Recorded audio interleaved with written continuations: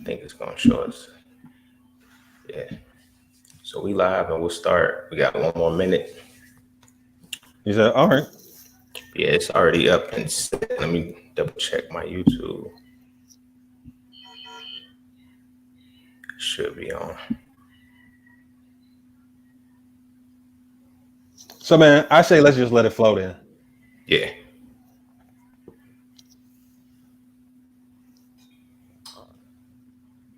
But yeah, Yeah, so it's man, live on my end, so we can go ahead and kick it off. all right.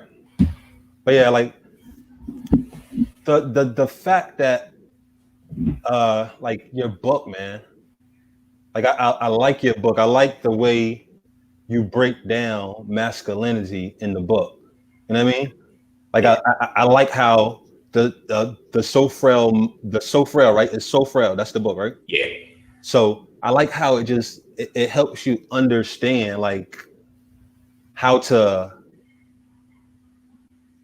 get out of like that I guess false masculinity. You know what I Yeah. mean? That pseudo. Yeah. Yeah, yeah. Like I don't know. And you, like so in the book it says before restoration, we must first understand that we accept barbarianism when we assimilate into barbaric culture through intergeneration. Integration, sorry. Integration didn't make us equal.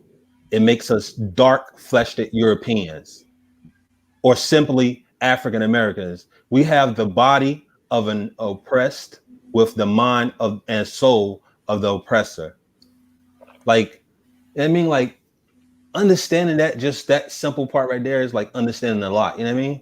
Hmm. Like we have really basically become the people who have done so much to us. Exactly. Exactly. And like just taking that on, it's like it's. I always use this phrase with people. It's like you can only be afraid of the monster for so long before you have to become it to stop being afraid of it. Yeah. You feel what I'm saying? And it's like if you watch how like civil rights movement, Jim Crow, you watch all of these things, like we was afraid of that monster for so long. And we fought, okay, look, if I just infuse within you, I'll stop being afraid. Now you become it. You become it so you can stop fearing it. You know what I'm saying? So that's where it became our mindsets, our mentalities just kind of, it got wrapped up into, all right, we think like them, but we don't really realize that we think like them. Yeah. You feel what I'm saying? Until trauma hits, then we like, yo, they're doing this, that, and the third to us. And then like you'll hear them say, well, you guys do it to each other too. No, it's not us doing it to each other. It's y'all doing it to us through our vessels. Yeah. Because we've assimilated into your culture. We assimilated to your mindset. We took on your barbarism. And now we act like that too. Yeah, we're literally like a reflection of them. You know what I mean? Like Hmm. to understand that and just to like I don't know, like it's crazy to understand that we don't know we're them. Like we even in this whole voting situation, like we rather vote for them. You know what I mean? Like we got Jay Simmons in office or running Exactly. for office, you know what I mean? And they not even paying attention to her. Like people I talk to, like, you know what I mean? Like, I'm like, y'all ain't know about her? Yeah. And she's cooking too. Yeah, She just started in January. She yeah. started in January and she already got she got a nice little setup across I a lot see of that. states. You can write her in a lot of states. I think it's in Louisiana and Oklahoma. You can vote her in. Like her name is actually on the ballot. Mhm. But in like a good 20 something states, you can write her in now. And she's Yeah, still working to get the last ones in before the election. She's putting in work. yeah. Major. And that's what made me like come to the realization, like so I haven't voted in a while. Like I don't even remember the last time I voted, but to know that we're able to vote for like someone like that, like her whole thing is the Black Queen. You know what I mean? Like why not? Why not bring her into office as somebody we run after? But we rather chase these two guys because what? Uh, Society puts them right in front of us. Mhm. Like they're just objects that y'all want to look at. But hey, look at this one. Like you don't have to look at that object they put in front of you. You know what I Yeah, mean? and it's like that. That's why I say there's like a difference between choices and options. like, you know, we don't have a choice. We have options, and we don't, and we think we have a choice because they give us the options. I'm like, you didn't choose that. Yeah. You didn't choose that. They don't represent you. But now you follow into that because you've just been conditioned into it. We've been conditioned into it for so long, for so many years, so many decades, that it's like, this is what we're supposed to do. Why? Nobody can ever say why. You feel me? They just the only reason why they do it is because it's a culture. It's a tradition.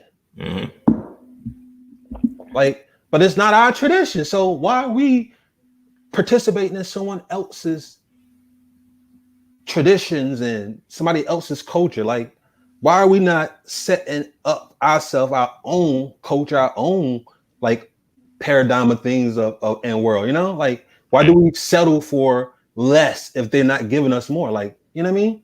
Yeah, it's a lot of the fear. It's a lot of fear in it. It's fear mixed with an inferiority complex. You know what I mean? We don't feel like talking to the people that I've talked to. Yo, Jay Simmons is running. Well, it ain't like she gonna win. Yeah, yo. Like, it's like she will if everybody's on one page. You know what I mean? Y'all in the wrong book. Yeah. You know what I'm saying? I'm like, everybody keeps saying, well, I gotta pick the lesser of the two evils. Well, here's something that's not evil. There's not even an evil right here. Yeah. So there's that, like, that nullifies all of that. You feel what I'm saying? And it's like, it's hard to get through to people like that, you know, because fear it's a real thing. It petrifies you. Fear is eternal. It's not just about being scared like temporarily. Like, fear is eternal. And it handicaps you. Like, it literally handicaps you to the point, like, you think you're moving, but you're really not moving. You're like stuck because you're so used to doing it this way. Like they said, like for instance, like, how long you been on your entrepreneurial journey? 4 active years, but technically 5 since 2000. 5 years. Like, and to understand that, man, is to understand how beautiful it is to have the freedom to do the things that you want and have your time for yourself. You know what I mean? Instead of working for somebody else's job and going and clock in for them. Like, I don't understand. Like, and I'm just coming to the realization. So I just did this like 6 months ago, and I'm coming to it like, yo, as long as I understand what I'm doing and be able to figure out myself and listen to people and not take everything as offensive or as like being hurtful, but okay, maybe I can use this to better myself. You know what I'm saying? Right. Like, just to use that skill and use all of that for yourself, like, as you're going on a journey. Like, just, it's like eat the fish, throw away the bones. Yeah. But we rather sit and just wait for somebody to give us something. Like, it don't make sense to me. Right? It's not gonna make sense because it's like, once your mind shifts out of that, like, your normalcy changes. Like, I always tell people, like, when they come into a new realization of life, it's like, you are crazy now. You're crazy because you deviate from the norm, but you're not insane. Like, those are two distinctions. You may be crazy because you got to base it off of everybody else's, like, the normalcy. Anytime you deviate from the norm, that's by default crazy, but you're not insane. You know, that's a very important piece to know, that you're not insane. You're not repeating a cycle over and over, hoping for a different outcome. You've realized that in the normalcy that is the same outcome. So that's what makes you crazy. Because now it's like, nah, this ain't it. This ain't it no more. This ain't it. So to the average person who's still stuck in that insanity loop, yeah, you're definitely crazy, but you are not insane. Yeah. That's funny how you broke that down though, bro. Like, that probably flew over a lot of people's head, but the way you just broke it down, like that's crazy. It is like that, you know? Yep. Once you, like, what I'm realizing, like I was telling you earlier, like, once you get out of your head, man, like, you're able to do everything and anything you want at that point in time. Yeah. You realize that it's like that nursery rhyme. They be like, life is but a dream.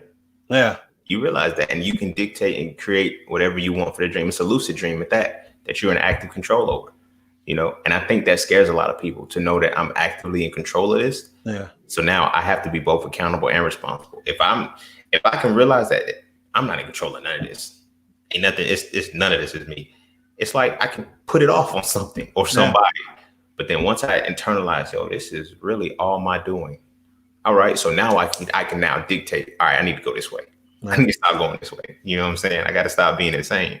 I may be crazy to people, but at this point, I got to break this insanity, because it's like, the old way isn't working. So what you gonna do? Yeah. It's like we self-sabotage ourselves constantly. Mm-hmm. Like it's a constant self-sabotage. Like we'll get far enough just to cut our foot off. Like it's like we're our own. It's like we're our own master and we're our own slave, all Yeah. at the same time. That's dope, Like, man. That's it. and that's the thing. Like people don't realize. Like you are your master, you are your slave. But they rather accept everything else as is, but not yourself as what is. You know what I mean? Mm-hmm. And we can call that whatever we want to call it, divinely or whatever. But at the end of the day, you are the source. You're everything you need to be. Mm-hmm. Like it's crazy. Like, and like I said, I'm just coming up and understanding this. Like, but it's a beautiful thing once you get there. Yeah. And you get to move on this path like you want to. Like it's a frequency, man. You Yeah. know? Yeah, and then when you start to find the frequencies that work with you, you can merge them, and you can start to make the harmony. You can start to make music. Actually, like when your frequency ain't off, man, you ain't doing nothing but making noise. Like if you have the right frequency, it's just noise. You got to learn how to make music. You feel what I'm saying? Yeah. It's really like that. Like I like that. I use that metaphor like that. Like because everybody talks about frequency. All right, cool. But if our frequencies ain't the same, we're not gonna make harmony. We're not gonna harmonize. Therefore, like we can't make music. We have to make noise. It's just gonna be a distorted noise. And like if you hear noise too long, it annoys you. You know what I mean? And it's like life is like that too. When you're constantly harmonized within a frequency that doesn't blend, that can't harmonize with you, just making noise.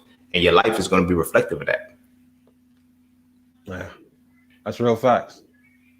That's real facts, man. And like I'm realizing like my whole journey of eating healthy and I fast.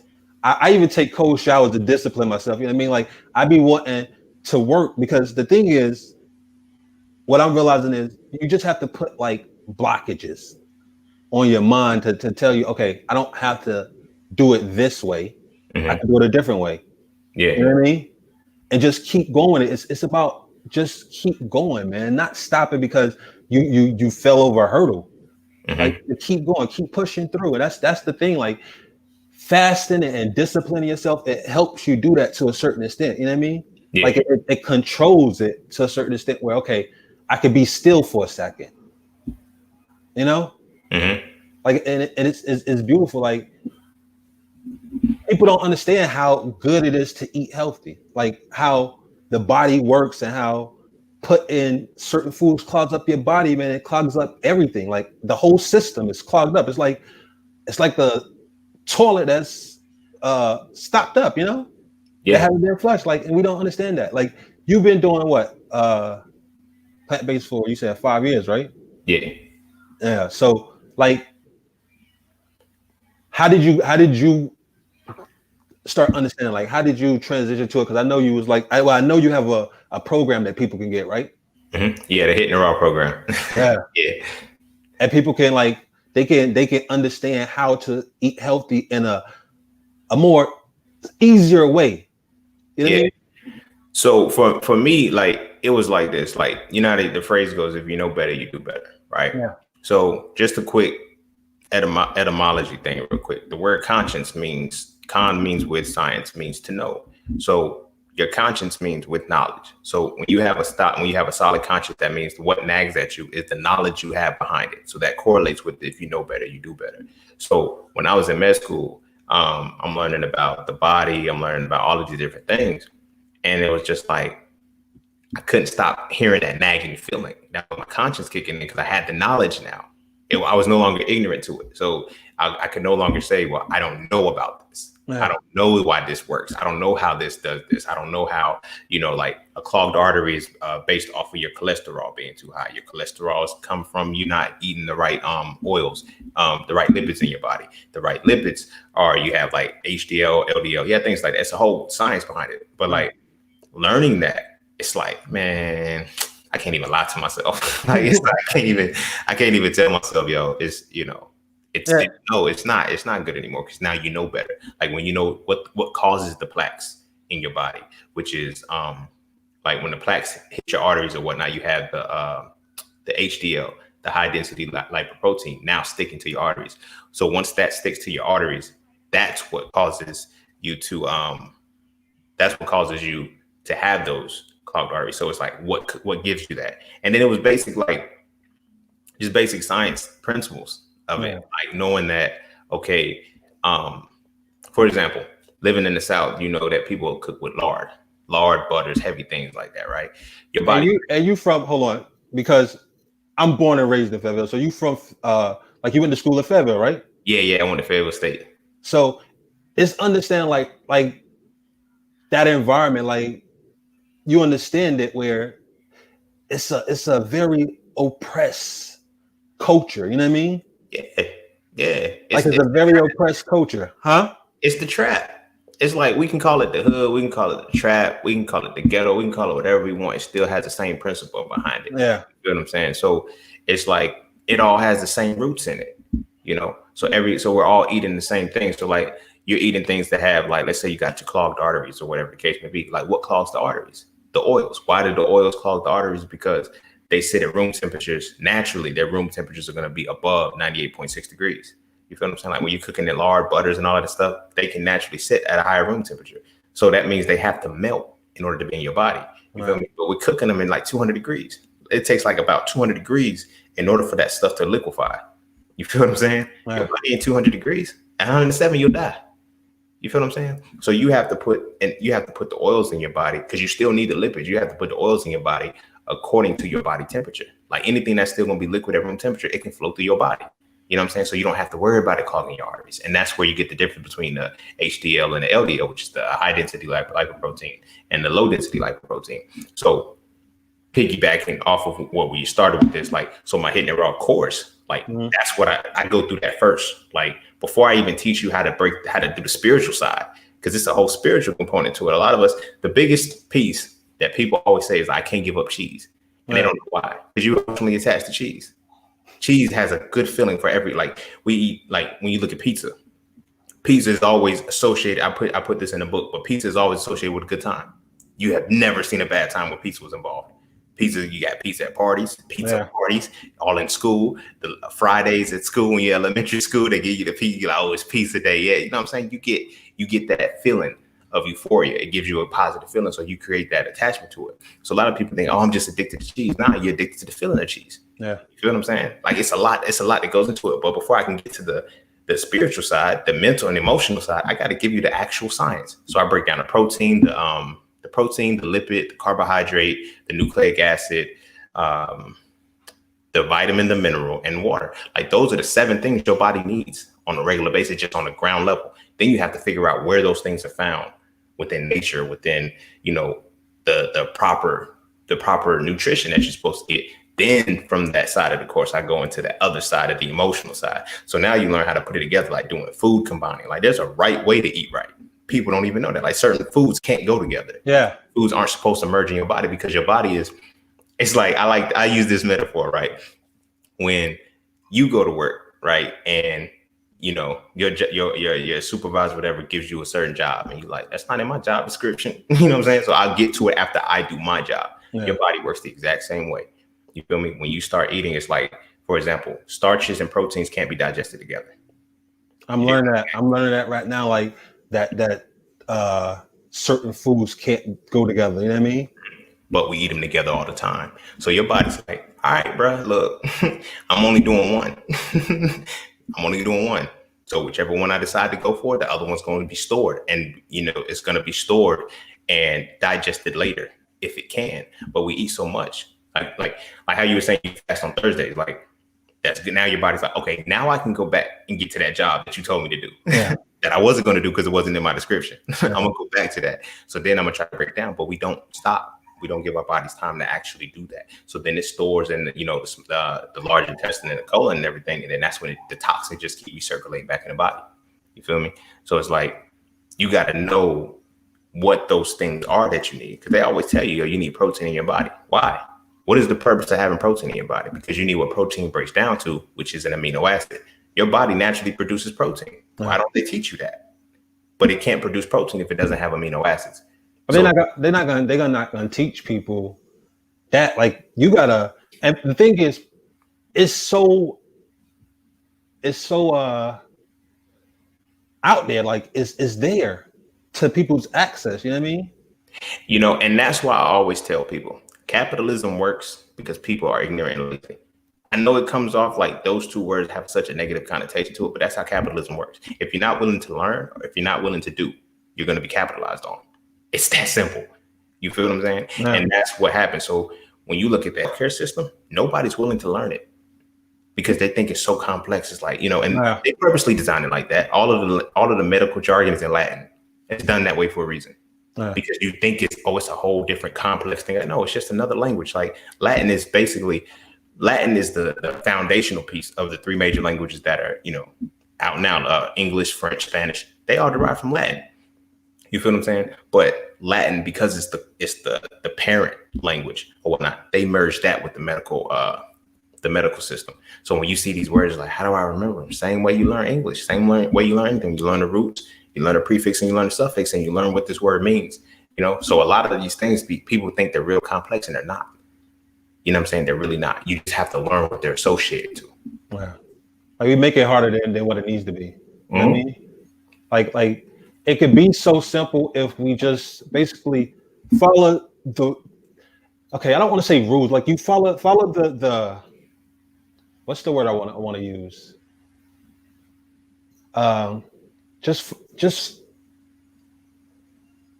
follow what you know. Like when you well, okay, I can't say when you. For me, when I eat a certain way, like my body feels different. Like I'm able to. I don't fall asleep. You know what I mean? If I'm not full, like I have more energy. And then when you eat fruits and things like that, that boosts up your energy. You know what I mean? Mm-hmm. It like gives you a shot or something. Like it's a good booster. You know what I mean? Yeah, because like that's another one. Like I said, when I talk about the protein, so now another part is carbohydrates. You know, fruit has two different types of carbohydrates, simple and complex. So like we eat apples, like the juicy citrus fruits and stuff like that. That's where you get that burst of energy because it's simple carbohydrates. They're simple because it's like, bam, it's one chain. We go straight to the source. We break this down, give you that energy. You feel what I'm saying? A carbohydrate, it breaks down to what's called pyruvate. Pyruvate goes through a process that then converts into ATP. That's where you get all your energy from. You feel what I'm saying? So I ain't even know that, bro. I ain't even know that. Like, you know what I'm saying? Like these are things that like on the medical side, they're not going to show. Like if I tell you this and then I tell you where to find it, it's like, nah, you're not coming back. You don't have to. There's no reason for you to come back because now you know, and then you have the complex carbohydrates. Those are the ones that last a little bit longer. Like those are the more your fibrous fruits, like bananas, mangoes, the ones that have they're a lot thicker. Figs, dates, that's where you get your complex. Those break down a lot slower, but they still break down ultimately to give you the ATP energy. That's why people that eat fruit, they're a lot more energized. You know what I mean? And then it's nature prepared it so well that it's like you really don't need so much advanced information to get it. You feel what I'm saying? Like nature would tell you, like, if it grows in a tree, that means it's up, it's above you. So energy does what to you? It sends you up.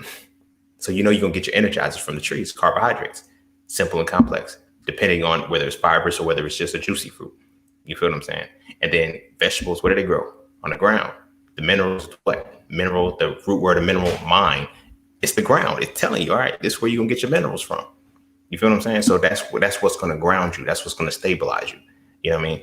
And all of these things are like, they're hidden from the people because it's like, we're gonna be the specializers. We're gonna learn it, and then we're gonna come and tell you what you need to do. Like if the systems work because they plan them to work.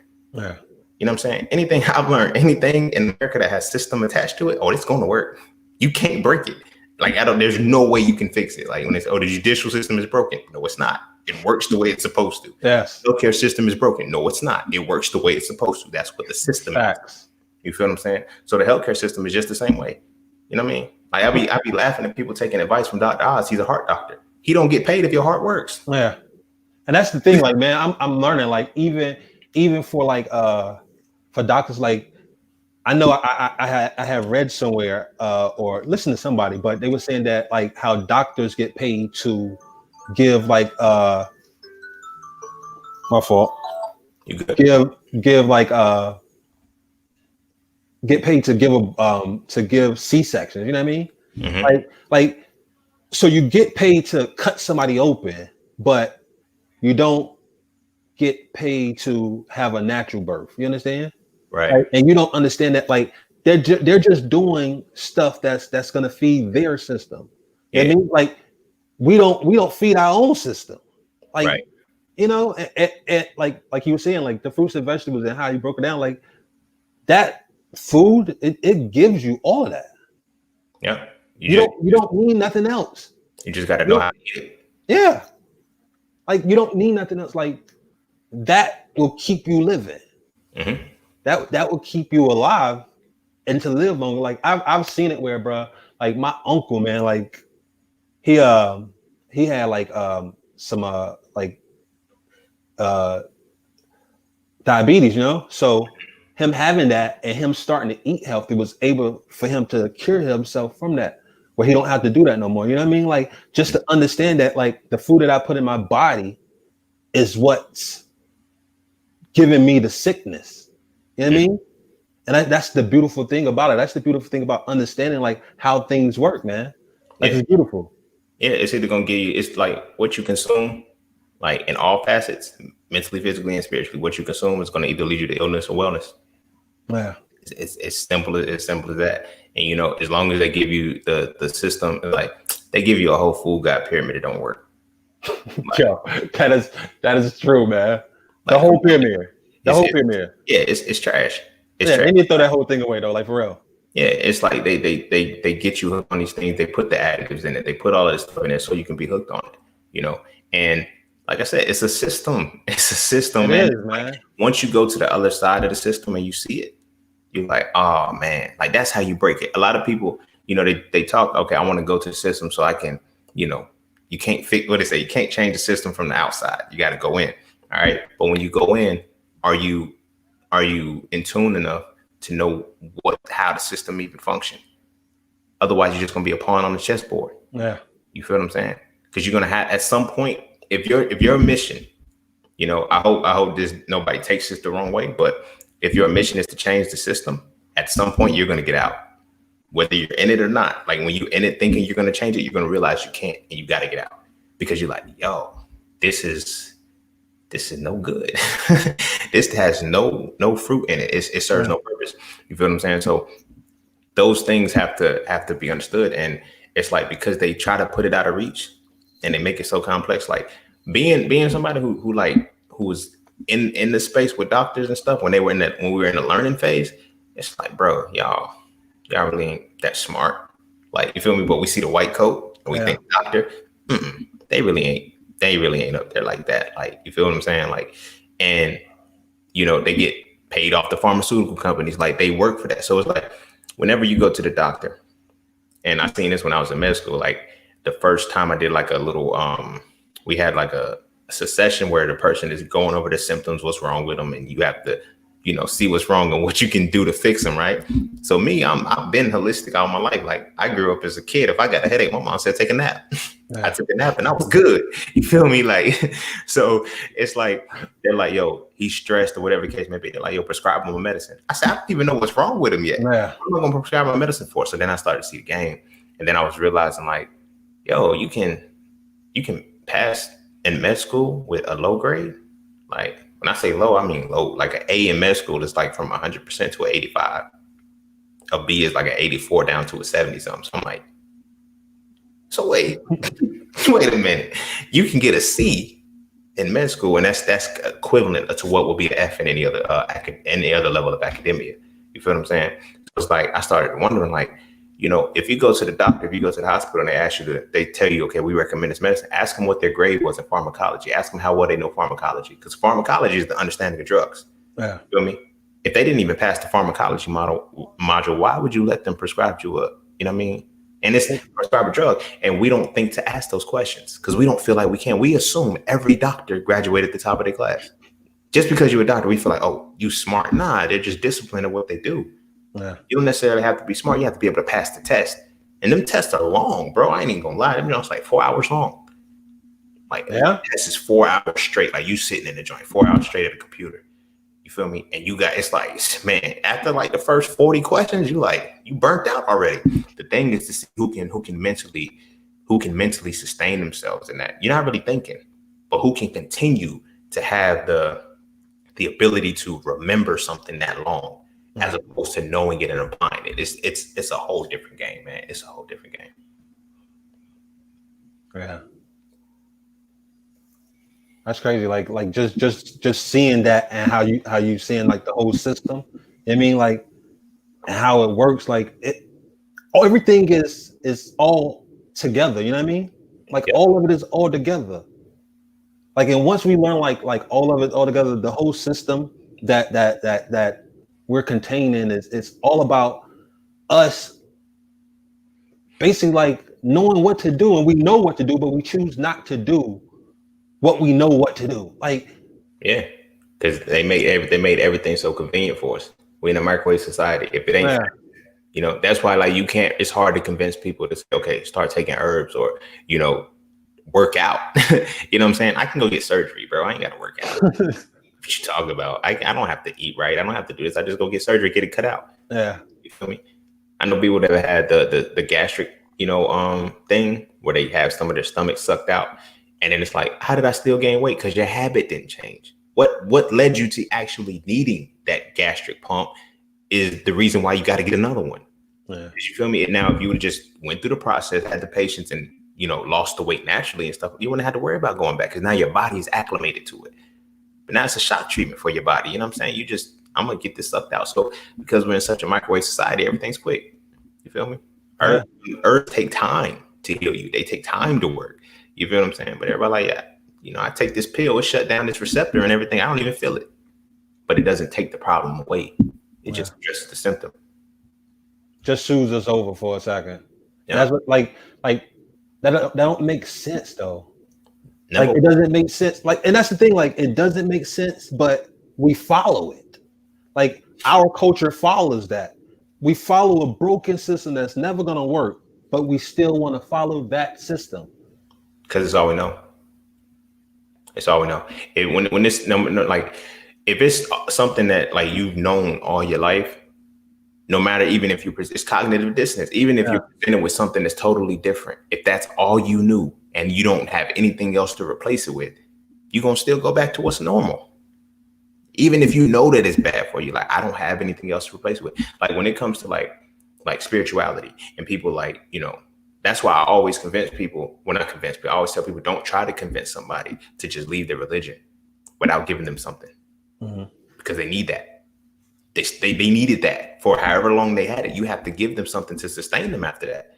You know what I mean? Like, you can't just say, hey, get a white man back his religion. What do I take now? What do I use to fill that void? And you can't just, talk to them. Oh, you're supposed to be able to tap into your divine. Show me how.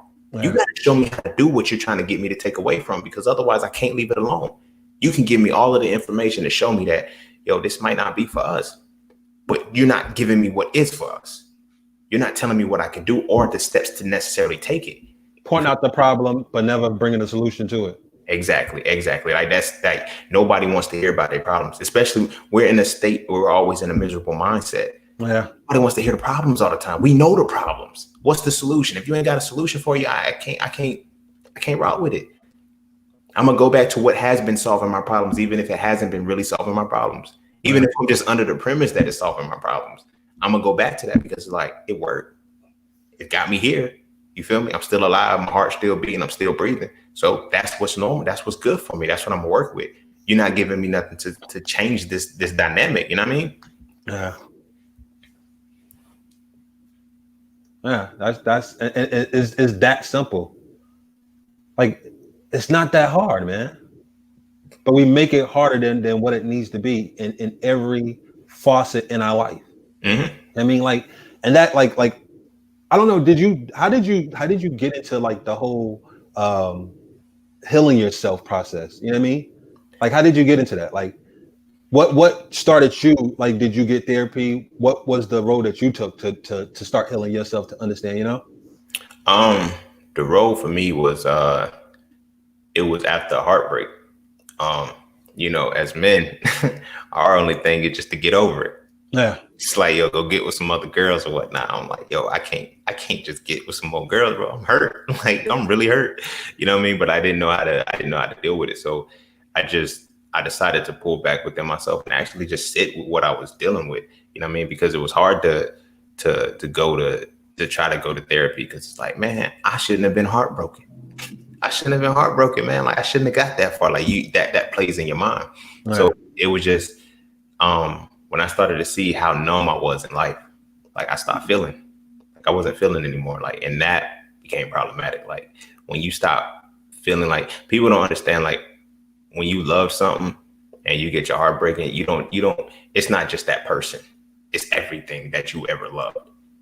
It's not just, you don't have the love for an individual person or to get into another relationship. You don't love anything.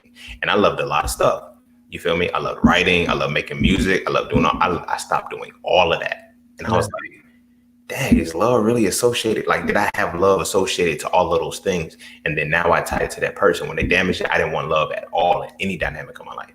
So the healing came because I was like, I want to get back into what I love before that person. You feel me? Because when it's just about a person, it's, you kind of become a fiend. You become a fiend. It's a drug, man. It's everything, bro. Everything is a drug. Seem like, yeah, like everything is a drug. Like, if it like, it's as easy as driving a car, though. Like, you know what I mean? Like, if you put a certain type of fuel in a BMW or a hybrid car, like, that shit's gonna fuck it up. You know what I mean? Like, we don't treat our body, we don't treat ourselves like a high price ticket. You know what I mean? Like, we treat it like a low ticket, like McDonald's and stuff like I don't understand that.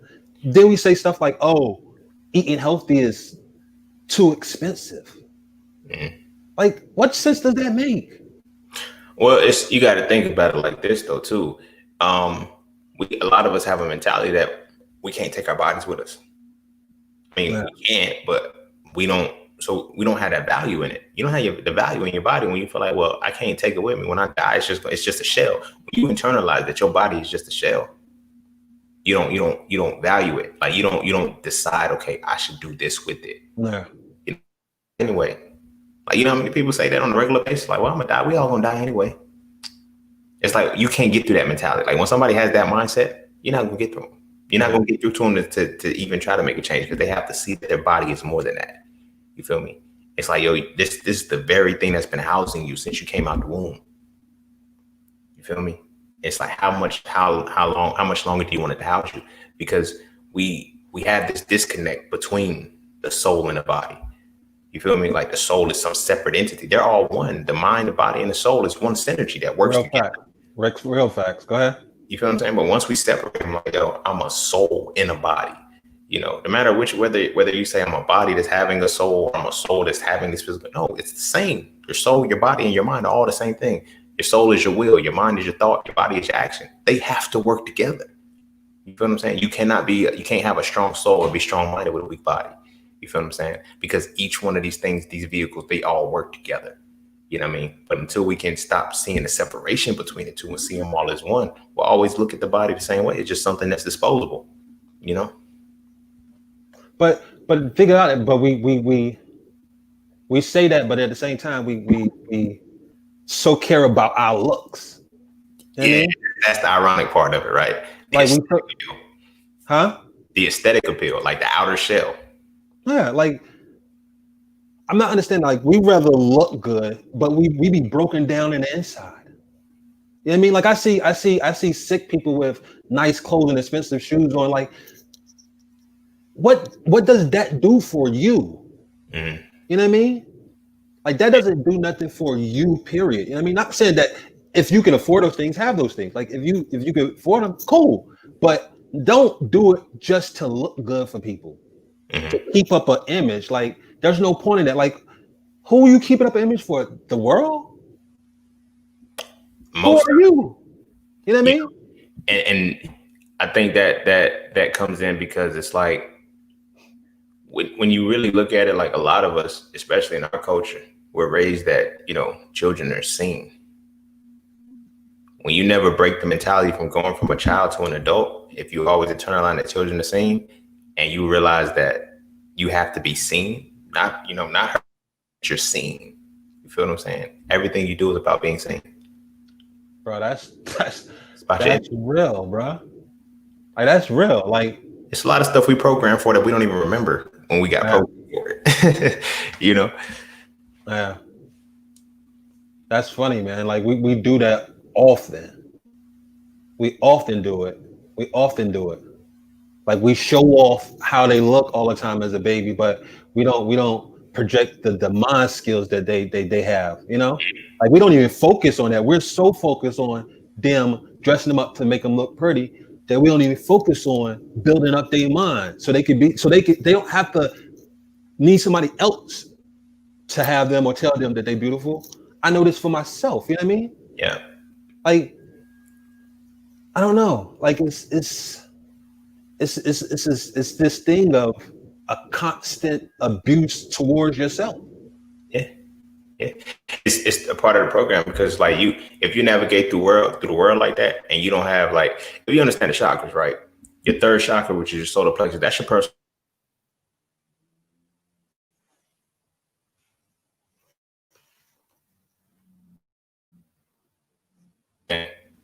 And so if your personal identity is jacked up, then everything else has to be about that. But when you establish that your personal identity has been set up through how you look, like that's what defines you. You feel me? That's what defines you. How well I look, how well I can keep myself up. You know what I mean? And it's like when we look at, developing kids or whatnot, it's all about, the image from the jump, and then it's like the mind a little bit, but the mind is limited up until that point. Like you teach your kids, walk and talk. We encourage it until they start walking and talking. Then we tell them to sit down and shut up for like the rest of their life. Like think about that, bro. Like real fact, though. If you hear, okay, walk to me, come to me, like stand up, walk, and you encourage to talk, say this, say that. And then once you get fluent with it, it's like, yo, sit down and shut up. Yeah. Take it away from them. Yeah. All that we're teaching them, we take it right back. We take it right back from them. Yep. Like we get older and we wonder why we don't have a voice. Why we're afraid to talk. You feel me? Because you got to be seen, not heard. That's real. That's real facts, man. That is real facts, though. That is real facts. Like, and I'm thinking about it because I see it in my family. You know what I mean? Like I see it in the people around me. Mm-hmm. And like we're so conditioned of doing it over and over again. Yeah. Like when it don't need no be. Like it's let them be them. Yeah. Like I just want, like for me, I got 3 kids, you know what I mean? So I just be wanting them to have knowledge, you know what I mean? Understand stuff. Don't be about the emotions all the time. You know what I mean? Like be logical about situations. Not saying to remove the emotions or say that it's not important, but at the end of the day, you could be logical and see things clearly instead of running off of these type of emotional fears, you know what I mean? Yeah. But we constantly program that into them to, okay, do this, do that, do this way, but not nurturing their mind. Right. Because it's at some point, it's not much that can be nurtured. You feel what I'm saying? Because it's like, how do you nurture the mind of a child when you can't fathom the depths of their capacity? Children don't stop asking why. That's wow. You feel me? Wow. You can think you're explaining something to a child and they'll continue to ask you why, because their minds are infinite. They have not placed the limitations on them and say, I should stop asking why. This is where I should stop. That has to be put on them. You feel me? When we start to teach children to stop asking why, we teach them to stop questioning, which means we stop their critical thinking. And we do that.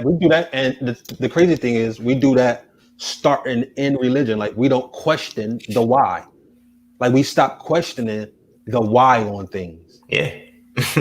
we accept it for that's what it is, when who's to say that's what it is? Yeah. You just was placed, like it's infinite books, infinite knowledge out here, but we only certify that this is the only knowledge that I need in life. No, that is crazy. Yeah. And and especially for us, because that knowledge, like our genetic template extends beyond when that knowledge was created. So how can we be older? Say that again. our genetic template, it extends beyond the duration for when that knowledge was created. So how can we genetically be older than something that we follow? You feel me? It's like, put it in perspective like this. It's like a parent having a child, right? And then the parent allowing the child to run the household. You dig what I'm saying? Like you allow your toddler to run your household. Yeah. You have more experience. You've been around longer than your toddler's been around, but now your toddler is allowed to run the household. Yeah. How? I wondered why. Feel me? It's crazy, right? Yeah. But see, because it's like it's so like monumental with it, because like we don't know that we're older than it. Because like when you come into the world, you go back and you got timestamps, AD, BC, all of that stuff. We don't know that we're older than what we are actively following. Yeah, that's truth, man. Like, just listen to different eyes. Like, I don't know if you ever heard of, what's his name, Billy Carson. No, I can't say I have.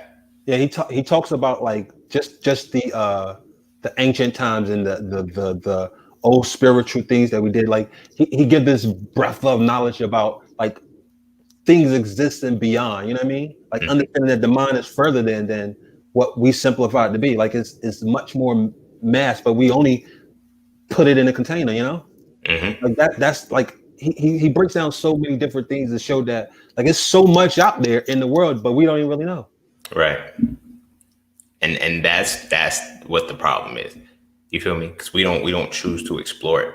We are afraid to explore it because of what it's gonna lead us to. You feel what I'm saying?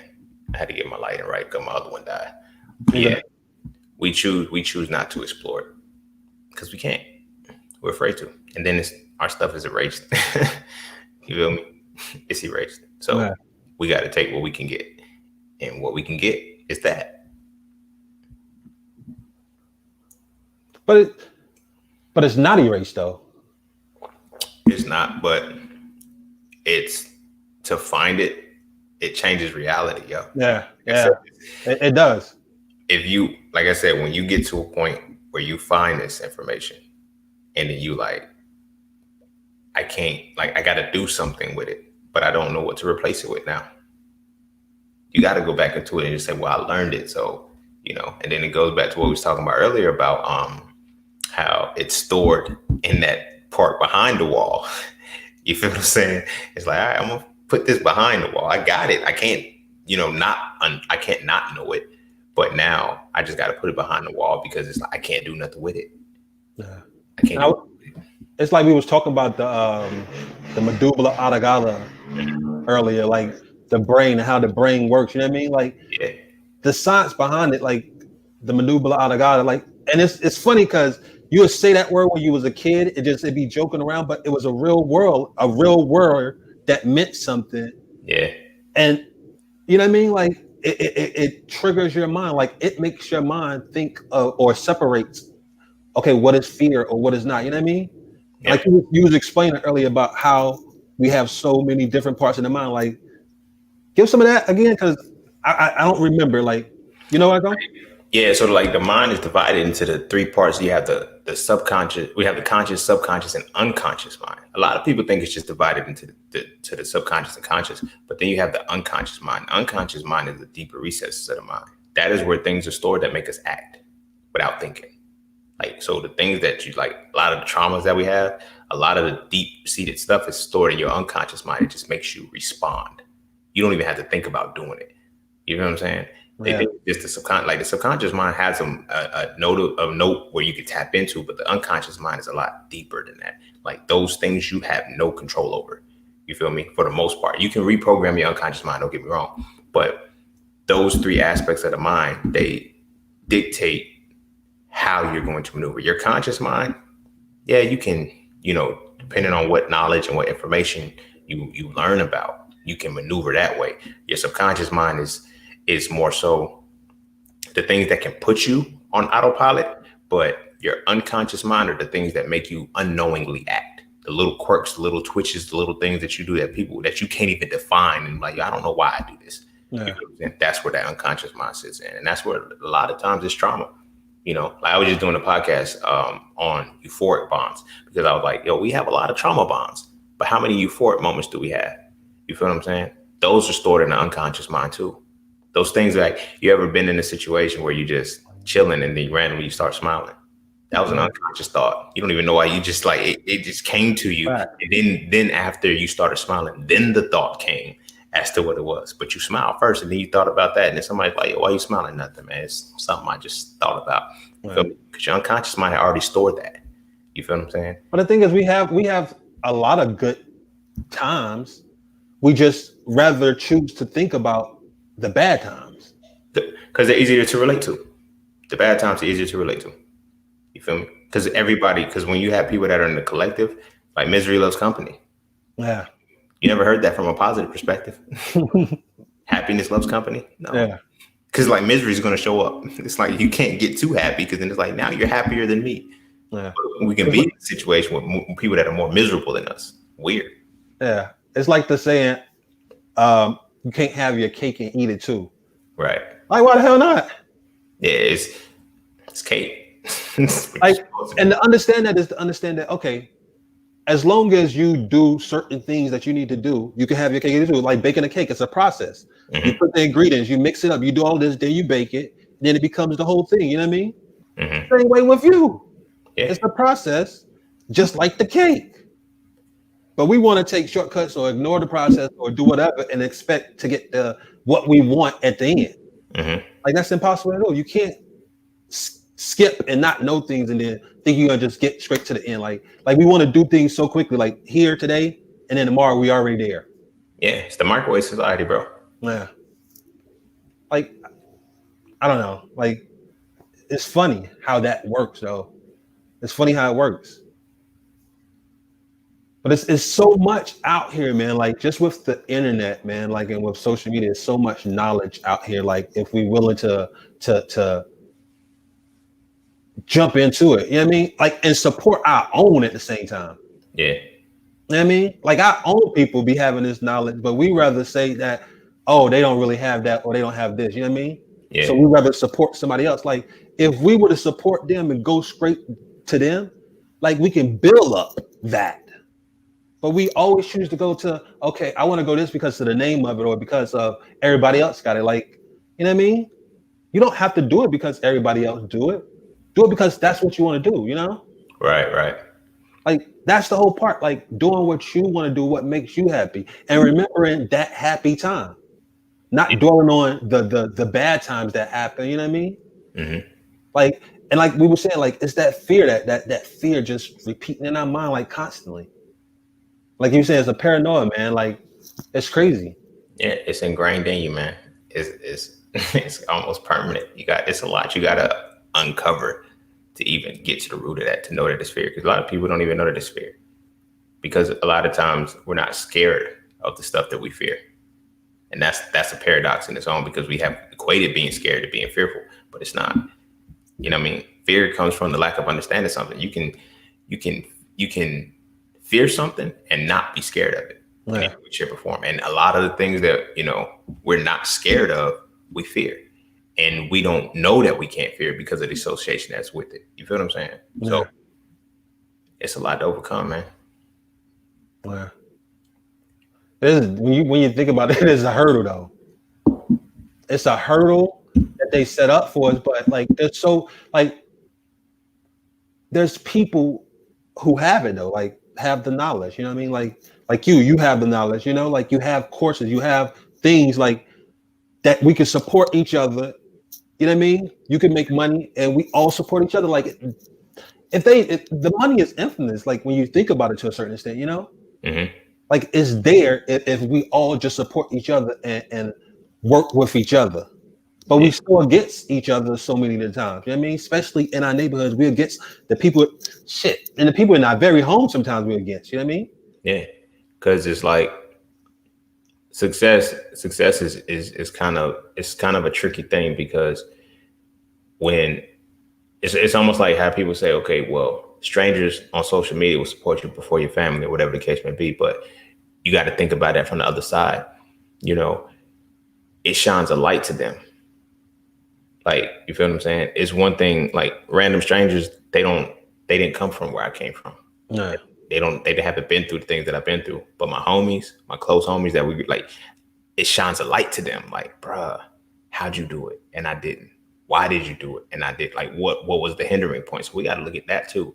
You know, it's a lot of internal things that have to be dealt with that. It's like, yo, I was supposed to win just like you winning because we came from the same spot, same circumstances and everything. But different mindsets or different activities of you know, elevation. You know what I mean? So that is the other side of it that a lot of times we don't really talk about, because we do, you know, we get in our feelings, we get emotional. It's like, yo, they don't support me. It's like, yo, but you got to really think about it. What are you really showing them? Yeah. I'm showing you there's no excuse for everything you said there was an excuse for. Yeah.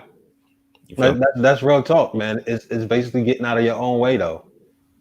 I mean, Yep. It's getting out of your own way and just going with it, like making it happen. Like in every situation, like you do Forex, right? Yeah.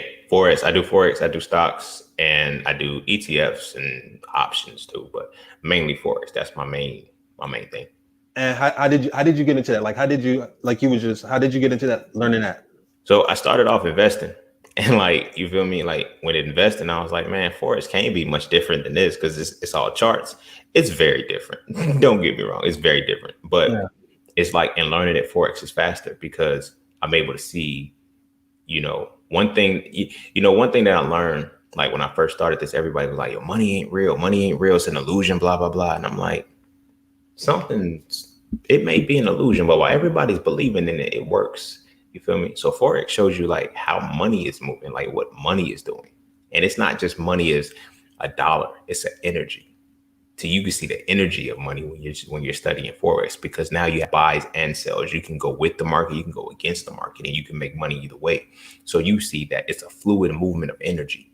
You know, once you can see it like that, you're like, oh, money itself, like maybe an object, maybe not, but money as a current, as an energy, oh, it's very real. It's very real. And that I got into it because it was like, when I look at, you know, job security, one thing, like, look at 2020. One thing that never stopped moving was money. Yeah. People lost jobs, you know, businesses closed. That's real facts. But the only thing that kept moving was money. Yeah. You feel me? And I mean, money as an energy, because like when you think about it, like if you're looking at money from like the actual physical aspect, like we had a coin shortage. How we have a coin shortage and nobody was able to go outside and use coin? That's another topic. But anyway, you feel me? So like the energy part, it's like money. Yeah, that's funny. You feel me? Go ahead, yeah. It's real though. Like nobody paid attention to that. They were like, we got a coin shortage. How? We was all in the house. Exactly. You feel me? But it's like money is the energy. So it's like when I started to pay attention to it like that, I was like, oh, this is the game. You feel me? And soon as the COVID thing hit, and it's like I seen the stock market drop. It took a major crash. Everybody's freaking out. Not the major players that know how money moves as an energy. Like 2 days later, it bounced right back up to the original price. So I said, okay, they operate from panic and fear, and they operate from emotion. And that's what fuels that energy, the emotion. So it's the currency. Like once you learn that part of it, it's easy. Wow. It becomes easy, yo. Oh, that's crazy. Like I don't know stock that deep, but just to understand that, like it's crazy how like the flow of money never did stop. Like you can see, like there was people who, I think who was it? The guy who owned Amazon, he went up like 20 billion. Yeah. 20 billion? Money never stopped moving. Ever. Ever. I mean, and that's the crazy thing. But yeah. we support that. And the thing is, we supported that. Like we were still buying his stuff, but like we can have that. You know what I mean? Like if it's an energy, it's all that, we can have it. We could put it in our neighborhood. You know what I mean? We can have it there. Mm-hmm. Like, but it's like we rather follow that. Yeah, because you got to think about it. Most of our people, we believe that money is evil. Whether we think the entity itself is evil or the love of it is evil, we associate money with evil. So we get rid of it. That's, like, that's why they call, like, they say black people are liquid money. We got the highest buying power in the country, but we're liquid money. We don't have any resources. Why? Because collectively we believe that I can't take it with me. It's evil. If it's going to corrupt me, if this, that, and the third happens. So we get rid of it just as fast as we get it, because we don't want that evil on us. That's what we think it is. And, it's not, the person was already evil when they do evil stuff with money. Money just gives you the power to do what you always wanted to do. Like, people really got to start putting that into perspective. But it's like, as long as we feel that way, we won't, like, that's how Bezos was able to move so much money. Because a lot of people feel like money is evil. I don't want it. So they give some kind of justification where you can't take it with you. Now, the deep core of it is that you believe that it's evil and you don't want evil associated with yourself. You feel me? So you don't deal with money. You don't even try to learn it from an energy perspective, from an understanding of finances, from an understanding of all of these things, because it's so evil. Just give me enough to make sure I can do what I could do on a regular basis, but I don't want to actually keep that energy moving on a regular basis. Yeah. That's real facts, bro. That's real facts. It's crazy. Like, I hear people all the time say, I want abundance, but you're going to need money to have abundance. Yeah. How can you be abundant if you're afraid of what's going to make you abundant? The negative connotation towards it, man. Yeah. It makes you stay away from it. Right. We say we want it, but we say we want it, but then at the same time we give it back. Like, even understanding of putting it away and saving it and leaving it to the next generation. You know what I mean? Mm-hmm. Like, it's like people don't even think about just making sure that they good. Like, you can go with like anything to put it away and do it, like an insurance policy. You know what I mean? Mm-hmm. Like, there's so many different ways that you can put them in a better position, but we rather not even study that type of knowledge, understand that type of stuff. You know what I mean? Like, how the system works. Like, people be mad. Like, for example, they mad at Trump because he ain't paying taxes. But if you knew how that system worked, you wouldn't be mad. Yeah, he finessed the game. It's like, and it's set up like that. Like I said, the thing about it, it's not that he didn't pay taxes. It's that his net, what he netted, was very low. So he had to pay something out. And they do this, like, this is why philanthropy is real. This is why donations and all of these different, like, they give to schools and college and institutions and stuff like that. That's what they're doing. They're tax write-offs. Because I'm already paying now. So you're not going to tax me twice. You feel me? They just ahead of the game. That's it. You feel me? As opposed to, you get taxed all through the year. Anything you buy, you're taxed on. Anytime you spend money, you're taxed on it. So you already paid on. You feel me? That's why you get a refund back, because they're like, oh, you overpaid. My bad, our bad. Here's your money back. You feel what I'm saying? It's the easy way. You feel me? As opposed to, the entrepreneur mindset, the business person, they have to pay later. So they got to keep records. They have to keep track of all of the money they move. So this is why they're very strategic in how they move money. They buy, get real estate, you buy houses, you buy all of these things. So you're like, all right, look, this is where my money went. You feel me? I don't have it anymore. I gave to this foundation. I gave to that foundation. I donated here. I paid for this. I got all of my receipts right here. So now when it comes to, oh, you paid this, that, and the third. Okay, so here's what you have left. You feel me? If you have to pay anything left. So I think there was like Trump paid like $750. Yeah. I was like, well, that's after he moved everything he was supposed to do. He kept the financial records of everything he had. This is what they determined he had after all of the money he moved. For a lot of people, it's like, when they're doing those donations, it's often in investments written like that. They're going to get some money back next year. after the money, after the that year closes, that next year they're going to get the returns back. Yeah. They do it all over again. You feel me? Again, goes back to the energy. It's how money is moving. It's the energy of it all. You feel me? They keep it moving. Yeah, like when you speak like that, it is a science, man. Yeah. It is a science to it. Once you see the science behind it, it becomes easy. You no longer have to put your emotions into it. You see, oh, this is what y'all been doing the whole time. Okay, I can play it too now. Now I can play the game. You feel what I'm saying? And like I said, once you see that from the stock market, Forex, ETFs, options, futures, any market, it's all moving the same way. Except the real estate market, because that's a little bit different. It's a little bit higher demand. But like those ones that's like, you have to basically trade at the end of the day, it's all energy. It's all energy and motion. And, you know, those who know how to do it, they just eat off the people who don't. Those people who just hop into it and it's like, you know, they buy off impulse. I know, what was it? A bank just opened. It was a black bank or something like that. Oh, Killer Mike? Nah, not Killer Mike. It was a little bit before that. But Okay. They went live. It was like Carver, the Carver Bank or something. I know their stock code is like CRV or something like that, CRVR or something. Mm-hmm. But soon as they announced it, the price shot up. And one of my homies was like, she said, should I buy it now? Nope. Wait till it come back. Because now you're going to get into people that are trying to buy it now because it's too late. They already missed the opportunity. That's why that big spike happened. Let it come back a little bit, level out, and then it's going to go back up. You feel me? You gotta know how the energy is going to move because it's like, it's too much. It's too much volume in it right now. They've already made their move. The big players, they already made their move. That's what made it move. You feel me? Once you get to that point and understand how the big players move their money, how they play with the energy, you know, and I mean, when I say big players, I mean billionaires, I mean like corporations, hedge funds, all of these different things that they can move significant amounts of money at a time. That's who's moving the market. When you see how they're not going to make no mistake.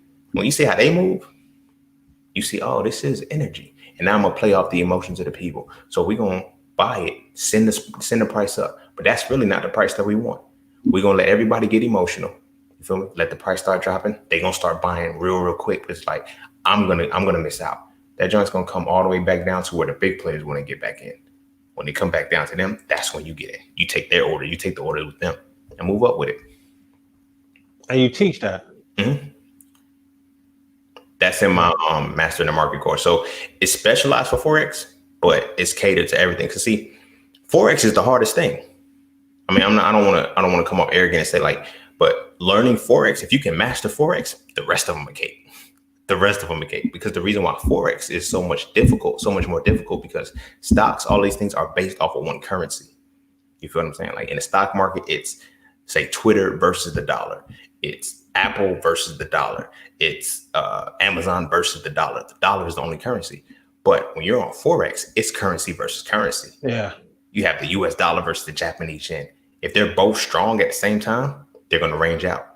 You feel me? If you have like the Aussie dollar versus the New Zealand dollar, if one's strong, one's weak, it's going to go the whole other way. So you got to know how currencies move.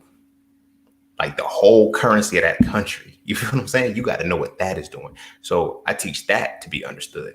If you can get how currencies move individually, when you go back to the stock market, it's like, I know for a fact that let's say I know that based off of understanding Forex, I know that the US dollar is weak, right? So if the US dollar is weak, that means the stock should be going up.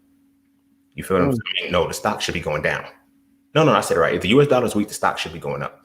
Because now people are trying to say, okay, the dollar is losing its power. I need to put my money in something that's not. So they're going to go against it. You feel what I'm saying? So then once the dollar goes back up, that's when you pull your money because now it's like that stock is getting weaker. You feel what I'm saying? So like when you understand this from the Forex perspective, it's like these currencies are battling because currency, like I said, a lot of money is being moved currency to currency. And you have to see what the battle is. But when you take that back to the stock market, you take that back to the options market, you take that back to the ETFs, they're all based off of the US dollar. That's it. So however you know how the US dollar is moving, you just follow the stocks. You feel what I'm saying? Of course, pay attention to the news with the grain of salt. I don't really pay attention to the news so much, like I said, because through Forex, I've learned that the big players they're going to tell you what they're going to do with the news. You feel me? Yeah. If it dropped, because the big players wanted it to drop. If it rises, because the big players wanted it to rise. So that's when you have to start paying attention to how they move. Because by the time the news event come out, they already did what they were going to do. Sorry about that. Go ahead. But that was my last point. Like, okay. The stuff come out, they already knew what they were going to do with it, how they were going to move with it, and they moved forward. All right, but it was great chop up. My daughter calling me, so I definitely want to talk to her, man. Yo, it's been real, man. Like I appreciate the knowledge you've been cooking. I definitely appreciate everything like that you're doing, man. Like just in general, like it's dope. I mean, and just give people like I guess some knowledge on like where they can reach you at or where they can get some of your courses and things like that. Of course, everything is, on your Instagram _just_sing_, and you can find me on my website at IamJustSing.com. Everything is there. All of my books, all of my courses, my podcast, merchandise, everything is there. Okay. Merch before I go, this is one of my designs right here. Black King, Black Things. You feel me? That's available on the site too in the Crown collection. So yeah, everything's there. IamJustSing.com. All right, for sure. All right, so man, we definitely chop it up, man. We definitely got to do this again. All right? All right, man. Take it easy, bro. All right, peace, God. Peace. All right.